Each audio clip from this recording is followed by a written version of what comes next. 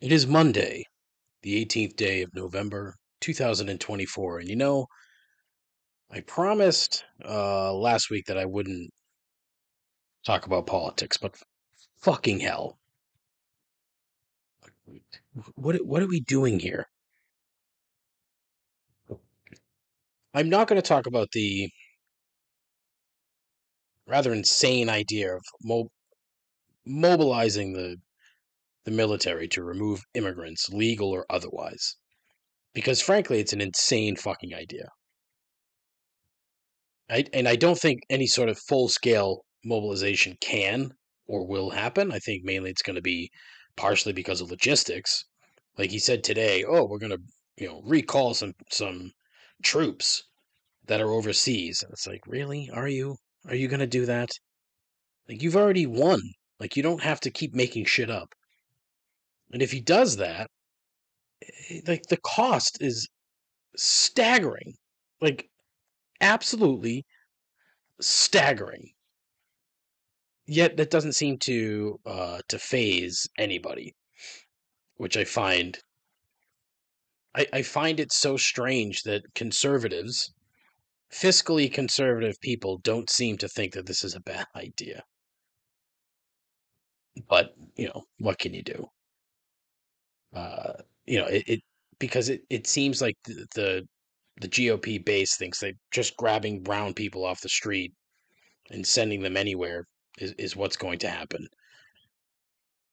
That sounds awfully, Fansin, if you ask me.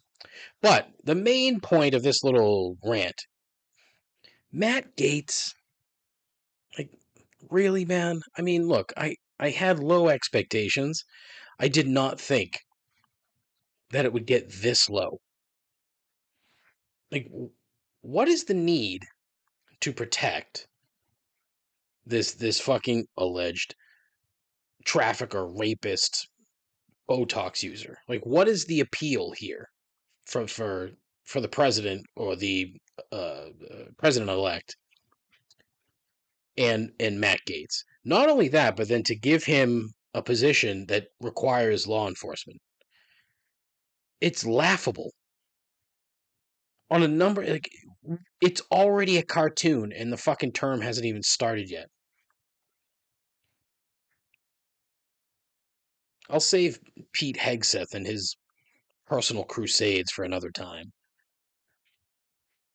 But I mean, boy, oh boy. I mean, I knew full well that he was going to surround himself with complete fucking dunces, and that's exactly what he's done. Like RFK Jr. as the health secretary, followed by a photograph of just fucking it's the old school Super Friends Legion of Doom, head up by Lex Luthor, and Lex Luthor surrounded by just a bunch of bumbling morons. Elon Musk and fucking what's his name? Ron Johnson? Is that his friend? I don't even fucking know. Ron Johnson, that fucking weirdo Speaker of the House. The kid Trump's son who may have taken a break from snorting multiple lines to ingest some food. And then there's uh, RFK Jr. And they're all sitting on a plane eating McDonald's, which look, yeah, whatever, it's fine. But what I mean, RFK has been spewing so much garbage, yet it's complete lie. Because he's sitting there eating McDonald's, drinking Coke. Like, don't. It never ends. Like, the bullshit never ends, and it's not going to stop for the foreseeable future. Also, uh, Gerard Mayo and his staff are fuck. Fuck. See, this is how mad I am about this game. They are absolutely petrified of something, but me and no one else can really seem to figure out what. Only that last part and some other shit that I didn't mention on episode number 167 of Complaints and Observations. Fucking hell. Fuck. Still A voyage into the mundane. And an exercise in futility. Swimming in the absurd while drowning in unearned self-importance. Entirely unworthy of your time. It is the world's worst podcast. This is Complaints and Observations with Dave Lapointe.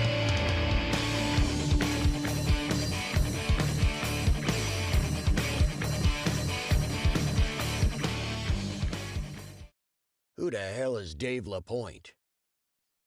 I think he's a bum. I think he's an absolute bum. All right, what's up? What's going on? Happy Monday, assholes. That's not true. I shouldn't have done that.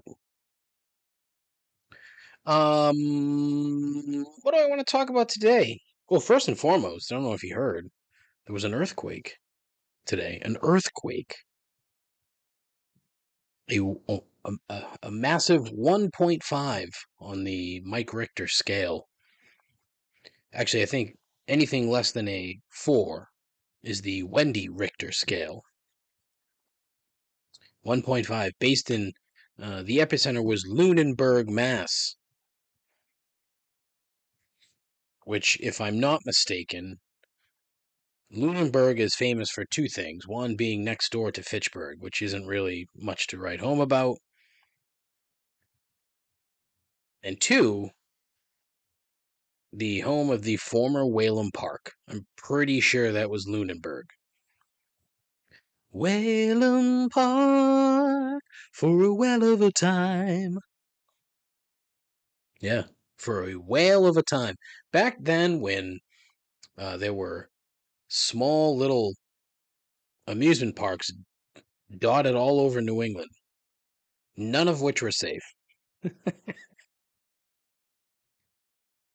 Before they all died, which is really a shame. I mean, I think the only one that's still like kicking is like Canopy Lake up in New Hampshire. I think that's the only one of like the little tiny amusement parks. Well, Storyland, also in New Hampshire. Maybe that's the theme. The common thread is fucking New Hampshire. The Alabama of New England. Anyways, yeah. The fault lines that run underneath this area, eventually they're going to get mad and start, an actual earthquake. So that's coming at some point. It's probably thousands of years away, but, hold on to your hats. Something else to get scared of. Woo!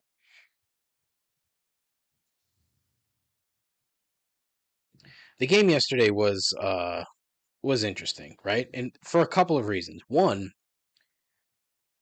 I still can't figure out how the Patriots managed to hold the ball for almost twice as long as the Rams. Yet, when I looked into it further, you saw that some of the touchdown drives for the Rams were terribly short because they were, there was one where just a bomb to Puka Nakua, who's kind of a douchebag. I want to put that out there. I'm not a fan. Kind of a douchebag. And the other one to Cup. So, I mean, those were quick. Look, Matt Stafford's really good. Really, really good. And despite the fact that he threw 4 touchdowns, I don't really think the defense played horribly. I take that back. They did. I mean, well, I don't know. It's tough to assess because they're not the team that sacked Caleb Williams 9 times last week. That's not them. But, I mean, the secondary's actually been pretty average. And for them to get torched like they did yesterday was kind of a surprise. But what kills me most is on offense because they are just so fucking conservative. And I don't know why. It's not as if they are fighting for a playoff spot. You know what they're fighting for? To keep this kid upright. That's the only thing they're fighting for. Make sure that Drake May doesn't die on the field so that he can continue playing football. That's the only goal. Yet for some reason, everything that they call is so easy to see coming. And it's not as if they can't run certain plays. Like the one that ended the game, honestly, I'm convinced that's Douglas's fault because he didn't even fucking look. And the ball sailed over his head for an interception. So that tells me he fucked up. However, it could very well be that May was throwing the ball in the wrong place because he's good for one of those. He's good for a Brett Favre brain fart once a week. But I just don't understand why they don't fucking try to just play loose. Like, what are you so? I just can't. If he throws an interception, right? Let's say it's the end of the half or whatever, and instead of going for the touchdown, they end up kicking a field goal because the plays that they called before that were fucking up a run, a draw play up the middle, like ludicrous fucking play action passes where Ramondre Stevenson is like 7 yards behind the line. Like, there is no way in hell that any defense in the league is going to see that and see where he is and bite on the fake. But, like, that's the kind of shit they were running yesterday. And they just refuse to throw the ball down the field. Now, the problem is your receiving core stinks. However, like, Booty's been good, Bourne's been good, Douglas has been good. Are they great? No, but they've been good. But, like, trying to throw one ball more than 20 yards down the field is not a formula for success. It's just not. And even if he goes then and throws, let's say he throws 3 picks yesterday instead of 1, but those other 2 were on, deep balls. Fine. Who cares? What does it matter? Like, legitimately, what does it matter? It doesn't. They can do whatever the fuck they want. They're not going anywhere. I mean, it makes me wonder if they had this weird fucking delusion that, well, if we win today, maybe we can get back into the playoff hunt. Yeah, you'd be on the screen on the far right under the in the hunt column at 4 and 7. I mean, do you get prizes for that? Like, who the fuck cares? Just play loose, let the kid learn, make sure he's upright. That's it. Move on to next year. Again, I don't think this team is as bad as this coaching staff seems to think that they are. I really don't. I don't know. What do we got? 6 games left? Something like that? Sort of, if they're 3-8. Yeah, 6 more games. Like, those 6 games should just be loose. Just let them go. Let them go, see what happens. You're not going to know until you fucking try it, right? But what do I know? Admittedly, not much. But it's just, I don't know. It's frustrating. Because my expectations for the season were low. I thought they'd win 6 games. And honestly, they still can. It's not as if their remaining schedule is, well, they play Buffalo twice. So, I mean, that's probably 2 losses right there. Like the Dolphins aren't good. Come on. Give it a rest with the Dolphins. Who the fuck cares? You can beat them. I don't even know who else they fucking play. And quite frankly, I don't want to look it up.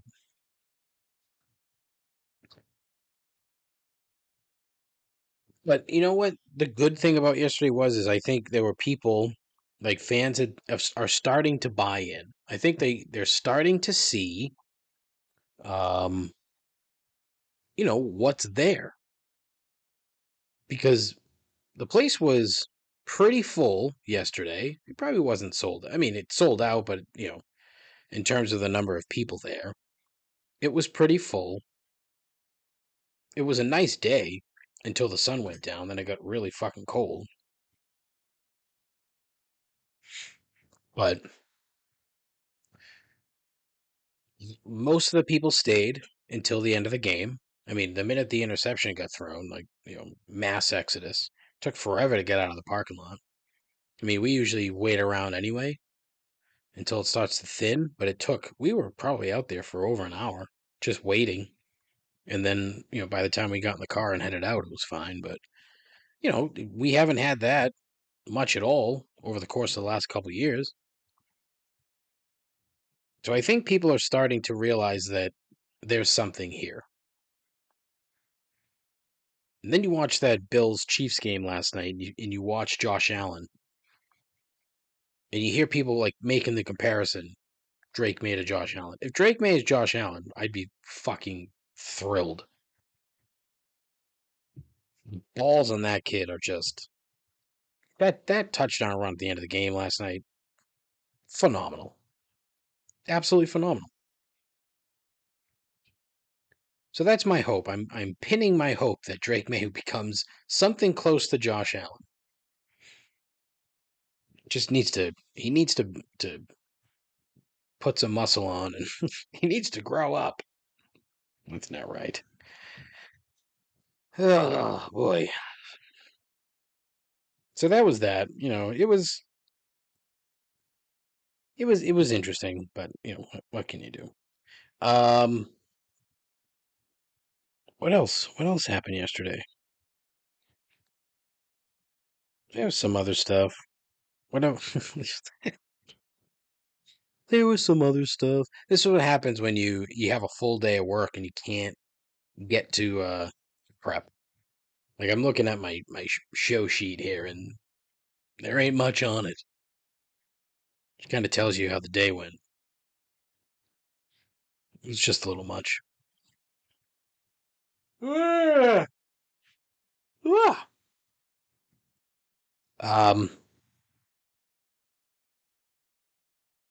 yeah. Moving on, right?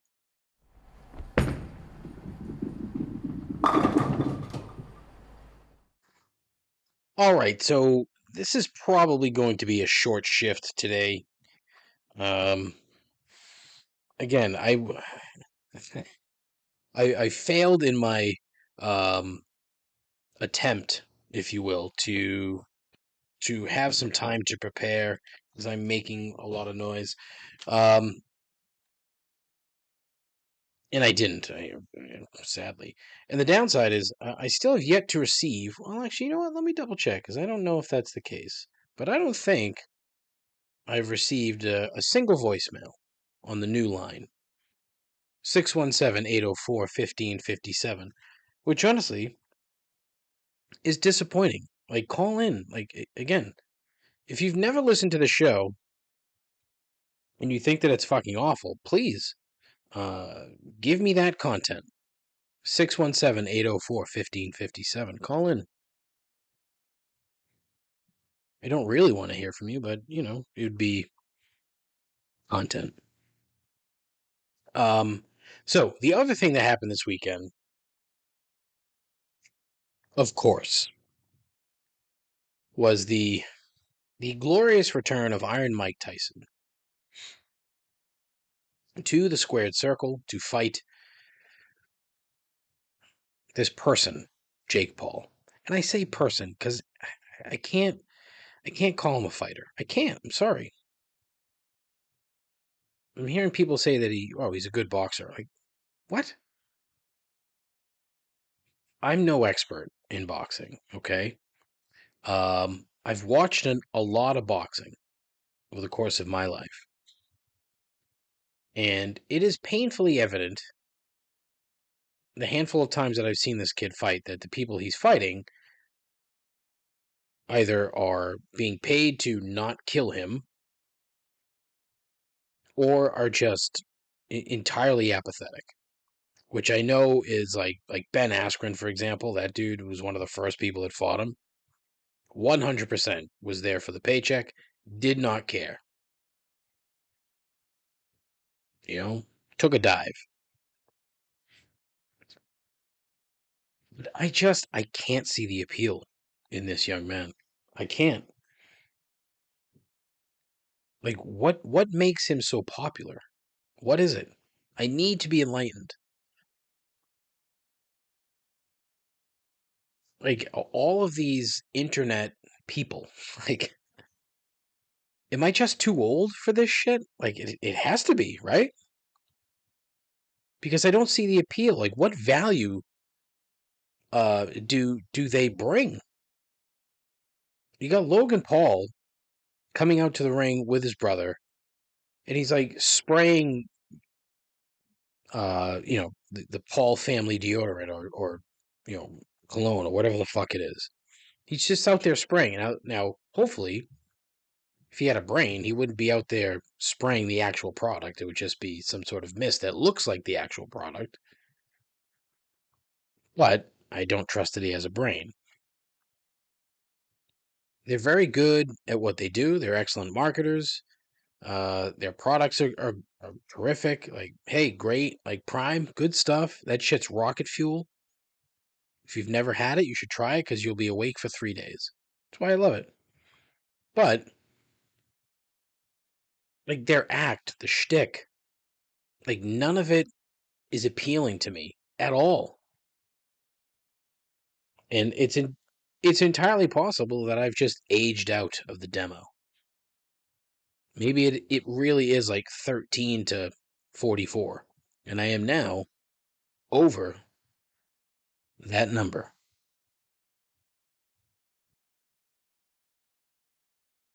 But, I like to think that I'm somewhat cognizant of what makes some things appealing to younger generations. That's probably not accurate in practice, but in theory, I like to think that that's the case. But I just see nothing. I see no redeeming qualities for this young man. I really don't. And probably the fact that I keep calling him a young man, maybe that has something to do with it. Like, face tattoos. Why are face tattoos a thing? Like, they weren't a thing when Mike Tyson got it. All of the others since have been terrible. Face tattoos. But I mean, the millions upon millions of dollars that was generated in this complete and utter farce, it's staggering to me. As a society, we're talking about how we're broke, how people are poor, not making any money. Yet we have these things that, are akin to gladiators, Roman gladiators in a ring fighting animals. What's the difference? Same fucking thing. One's probably a drugged up mule, and the other is a guy with a sword. The same thing. In this instance, it's a 58-year-old man with a bad knee who is recovering from, allegedly a very serious health issue over the summer. Like, he had no legs. That his knee that was in a brace was clearly a bigger deal than anything else. But the number of times that I saw, at least I'm thinking, he held back on throwing some punches. Like, he got hit, but I mean, I don't think Mike Tyson getting hit by a 14-ounce glove. The guy can eat punches. That I'm not worried about that, and clearly he wasn't either because he stood there with zero defense and let the kid punch him. But there were more than one occasion where you can see Paul wide open, and I don't really think it had much to do with Tyson's ability to throw a punch. When it probably had more to do with the fact that he couldn't knock him down. He had to go the whole way. If he went the whole way, if he didn't go the whole way, he probably wasn't getting paid. So he did what he needed to do to get paid, and good for you. Good on you. You suckered apparently 60 million people. 6-0. That's Super Bowl numbers. And then I was reading that apparently the women's fight before that, which was an absolute disgrace to the sport of boxing, Katie Taylor lost that fight. She got she got demolished. The only reason she won is because she kept headbutting constantly. And apparently, there were 50 million people that watched that fight, which makes it highest, the highest rated women's sporting event in history. Was the fucking pre-fight for the Mike Tyson Jake Paul fight. Think of that. Scratch your head and you're like, what the fuck? What is going on here? But the draw had nothing to do with Jake Paul. It was entirely Mike Tyson, which is anybody with any sort of common sense would know that. And I'd be curious for people who didn't watch it if they just happened to know that it was going to be a farce,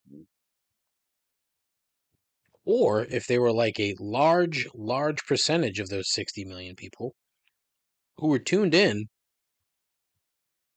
but whose stream was complete and utter dog shit. If I'm the NFL, I would have been on the phone with Netflix Friday night and been like, what the fuck is going on here? You want us to put an NFL game on your platform and this is what's happening? Uh-uh. Uh-uh. They better have a fucking backup plan because Christmas Day is going to roll around. People are going to want to watch this. I think it's Ravens Chiefs. People are going to want to watch this game, and they're not going to be able to because Netflix can't get their shit together. Fuck you.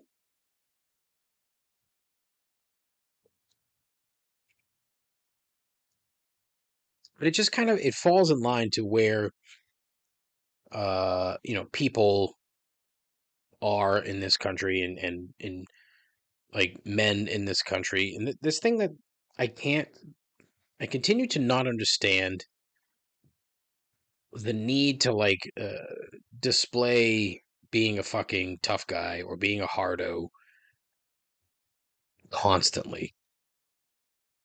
I saw a guy um, in a pickup truck on the highway the other day, and he had, there was a big decal of like a fucking an AR-15 on the back of his pickup. But then, like in the window was one of those window wraps, and it's the top of the Constitution, "We the People." I'm like, who is that big a fan? I just like who. What are you trying to prove with that?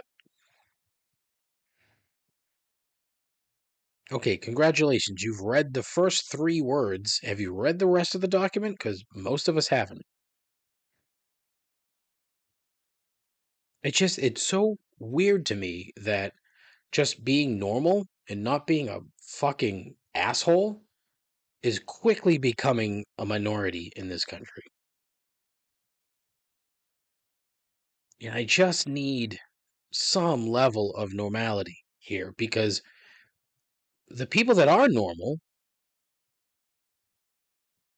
well, maybe, I don't know. Let me rethink that. Maybe we're not becoming a minority because I don't think that's it. Maybe we're just becoming quieter. Because the people who just want to be fucking left alone, they're not loud about it. And maybe that's it. I don't know. Maybe people who don't want to just put up with dumb shit need to be more vocal. But then it kind of it doesn't make sense, right? Like I'm rambling here because I'm trying to formulate a thought while I'm recording, which is not good, which is pure shit. But it just seems that every single day it's something more. There's just always another fucking scared young man who is just fucking trying to be tough. And it always happens. And it's going to continue to happen because now they're being enabled. But there's no end in sight. Like, how is it going to stop? Like, who's going to stop it? It's not because, the people that are in charge were like that when they were younger. It's like you don't need that. Is it a signal? Like, are you trying to make friends with that? With the "We the People" window wrap? Why? Can't you just like, yeah, can't you just kind of keep that to yourself? I guess I don't know. It's just, it ties into the gun thing and how I really do think that most people that own guns are just afraid of something that they don't know what. That's probably not, maybe half. I don't know. Because there are a lot of people that just like to hunt. All right, fine, whatever. Go hunting. I don't care.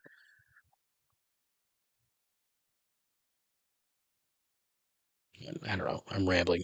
I just can't. And it ties into all the fucking bro science and all the, uh, toxic masculinity that people talk about, and just the fake, all the shit on the internet of these dudes that try to be tough and shit on women and this, that, and the other. Like, where did that come from? How did that start? And I've heard people on the left blame Joe Rogan. Joe Rogan's not a problem. Like he's not. He's not a problem. If you've actually listened to his show ever, even just once, you'd get the gist, right? Uh, But I mean, and I don't listen to his show every day or every week, I should say, because it's way too much of an investment. And some of the people he has on are literal fucking crazy people. But I mean, he's not the problem. It's all of these other weird ass Andrew Tate's, Andrew Tate lights, people like that are the problem. That are enabling uh, far too many guys to think it's okay to just try to be a fucking asshole hardo all the time. Hey, what do I know? I need to be educated. So feel free, give me a call, 617 804 1557. Call in. Tell me what I'm missing with people like that. I need to know.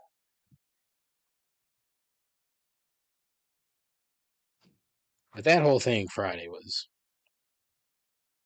a sham, an outright sham. And we all fell for it. People my age wanted to see Mike Tyson do something when Mike Tyson was contractually obligated to do the exact opposite. And then it didn't help that he couldn't really move. So sad, disappointing. But what can you do, right? Not much. You can hope. You can hope that something like this happens again. How and what? I don't know. But what's going to be the next thing that gets like the Gen X folks a bit jazzed like they did in this instance? I would love to know. Again, 617-804-1557.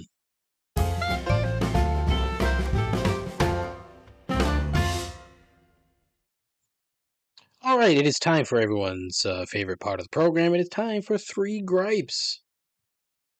Gripe number 1, puking in a stadium bathroom. So, I went to take a leak at the game yesterday, and there was somebody violently throwing up in one of the stalls. And I guess it's not even so much a gripe, but more of a reflection on humanity, because is there a worse place to have to throw up than a stadium bathroom? I mean, I'm sure that there are, but I'm just thinking in terms of, general context for this type of discussion. But you've gotten so violently ill that you have to then, I don't know, position yourself in such a way that you're not kneeling in piss, sitting in piss, leaning into piss. No matter what you do, you're going to be covered in piss. Not only are you going to be like done puking, but you're going to be covered in fucking piss. The only worst place would be one of the porta potties in the parking lot, because those things are just, I don't know what goes on in there. I think in the 5-6 years that I've had tickets to the Patriots, I think I've had to shit once, and it was like first thing in the morning. So I was, the first or second person to use that particular John. But man, like, if you know that that you can't hold your liquor, you probably should not be drinking anymore. If you're gonna fucking puke in a bathroom at Gillette Stadium. I just wonder if it would be a better experience at some nicer, newer stadiums.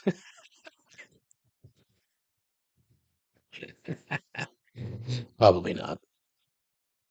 Gripe number 2, McDonald's dipping containers. Now, this is, I never thought of this, and I need to give credit where it's due to my pal Matt, who sent me a text last Friday, I think, basically with a picture of the McDonald's Big Breakfast, saying this is the best value in fast food.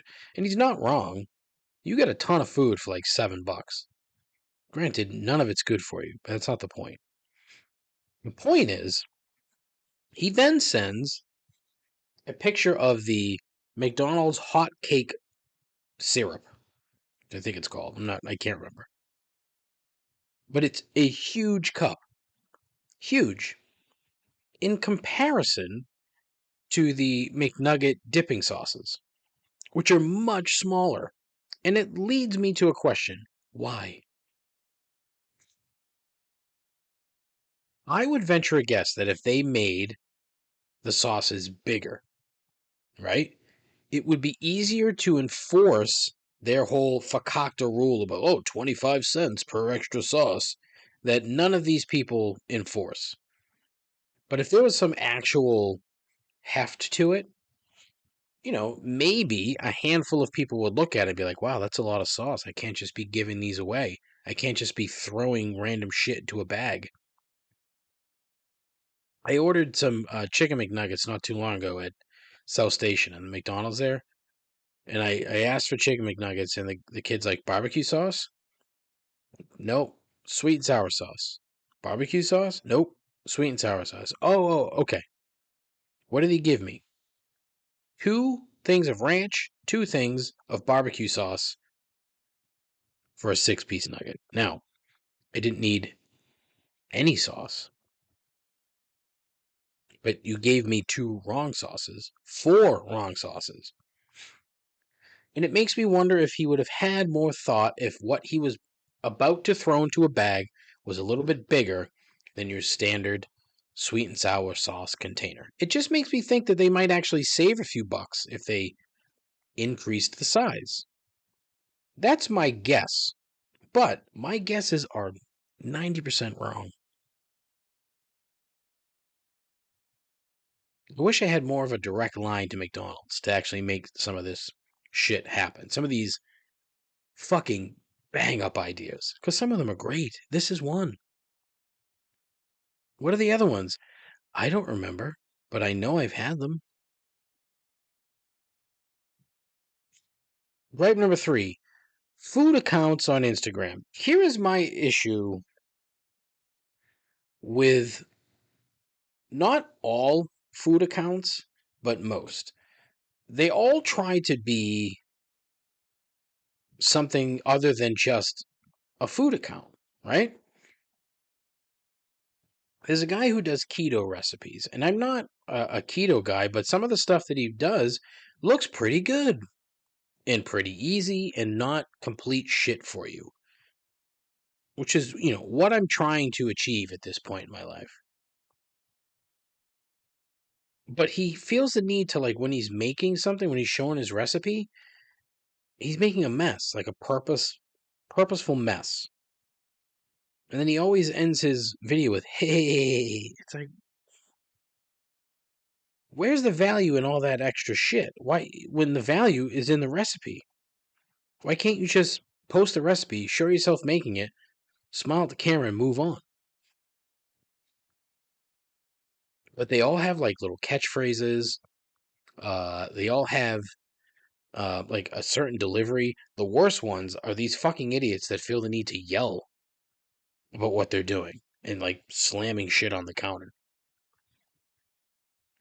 I'm not going to engage with that. How is that? How is this helping the recipe? It's not. Just tell me what you're making. Then there are some other people that I can overlook the cheesy catchphrases. I can overlook some of the dumb formatting. I can overlook some of that stuff, but some of it I can't. Like if you're gonna just yell and scream and curse while you're making a fucking like breakfast dish, I have no use for you. And again, but it just the masses are asses, and it's those people that ruin it for all the others because they're getting a following because they yell and scream and curse as if it's some brand new exciting thing. What do you think I do here? I don't yell. It's a high volume, and I fucking curse all the time. It's not a thing. Like cursing is not. I mean, it's a crutch, is what it is. Yet at the same time, cursing is the spice of language. It's not the spice of actual food. So you know what? Shut the fuck up and just make the shit. Just make it. And show me how it's done. Show me what it looks like when it's done. Tell me how it tastes. Yummy. End of video. But nope. For some reason, it has to be way more fucking complicated than that. And it shouldn't be. But it always fucking is. Not always. But boy, oh boy, there's thousands of food accounts on Instagram. Thousands. And for some reason, people seem to think that acting like a fucking jerk off is a way to get ahead. And you know what? It probably is. Maybe that's what I should do. Maybe I should just be a total fucking jerk off in this podcast. And I would be able to boost my listeners from 3 to 5. Ooh, that's the dream. Now listen, that's the end of the show. I told you going to be a short shift today. Not prepared at all. 617-804-1557. I beg you to call in. Give me some fucking content. Complain. Share something. Tell me I suck. And again, if it's not good, I'm not going to play it. But I mean, if it's good, I'll play it. I'm not going to just play it just to play it. But it's out there. 617-804-1557. I have an Instagram at ComplaintsPod. I have a Facebook page, but fuck Facebook. I have a Twitter account that apparently people are jumping ship on Twitter. So who knows how much longer that thing's going to be hanging around. Got to find another outlet. Threads. Whoa. There's a Threads account at ComplaintsPod. I think that's it. But you can find me on all sorts of streaming platforms. Amazon, Spotify, iHeart, Good Pods, some other shit. I don't know. But yeah. But that's it for this week. Hopefully next week will be better. Hopefully next week I'll be somewhat prepared. And yeah, it'll be good. It'll be fun.